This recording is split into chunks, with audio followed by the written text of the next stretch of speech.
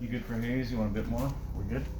Sound. Rolling. ASC 17, take 15. Rolling.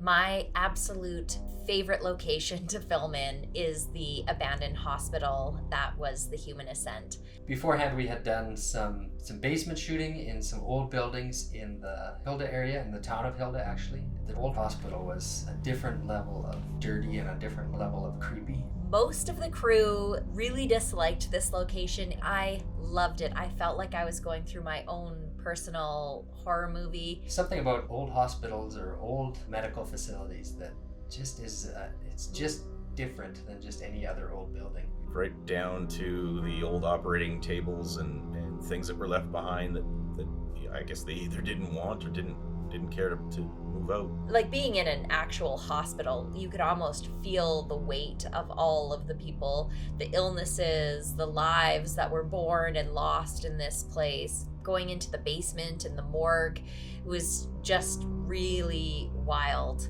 You enter through a broken window, no power, nothing like that. No one's been in it for years. And when you got into the belly of the hospital, into the operating rooms where there were no windows, it was really, really scary. The pure darkness of being in a building with multiple layers surrounding kind of the core of it, where there is just absolutely no natural light that comes in. So the lighting is all what we provide. And running 4 extension cords at a time from our generator in the basement up 2 flights into an old operating room where we could have a scene.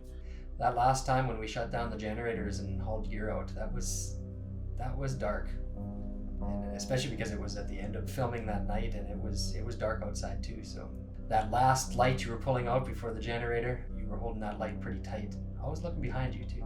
Many places we went to film, we had to do a preliminary check, whether it was the pile of rubble that we're walking through or old buildings that we were dealing with, rusty nails, all kinds of different things where we didn't want our people to get hurt and injured. So we would do a quick safety review, bang out nails, make sure that there wasn't anything sharp, making sure that everybody understood where we were, what was safe, what wasn't safe. And we had headlamps that were very useful because they allowed you to continue using your hands and still have light to see what you were doing.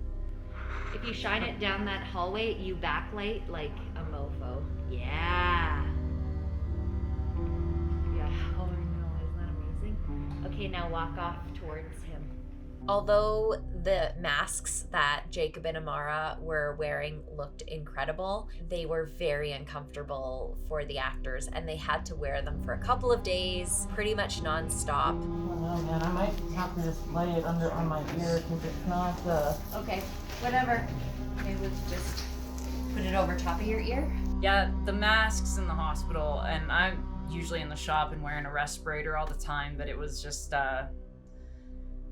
I hated the masks, man. That was tough. To add to that, Nathan's backpack, which was very uncomfortable because they were going through this hospital, he was wearing it the whole time and his back was just killing him. It was a really difficult scene to get through, psychologically, physically. They were fogging up and it was really tough for them, but it looks incredible and I'm really glad that they powered through. I think the creepiness definitely is evident in the film, and it's memorable for the right reasons when you watch it. And when you think back on it, it's some of the wrong reasons when you remember how it was when we were shooting there. I think walking through the hospital in and of itself was very symbolic of seeing Amara's insides. And you can kind of see of like what it used to be, this haunted place that she can't get out of